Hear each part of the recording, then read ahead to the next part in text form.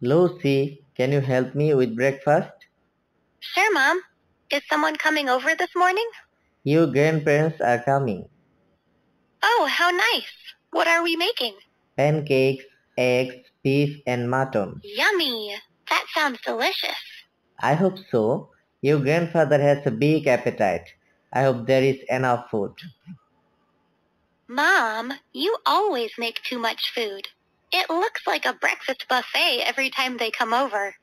I want to make sure there is enough food. Breakfast is the most important meal of the day. Should I make freshly squeezed orange juice? That would be great. Do you know where the juicer is?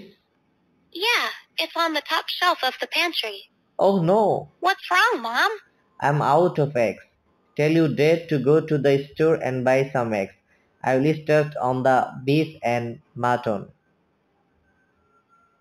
Dad, Mom needs you to buy some eggs.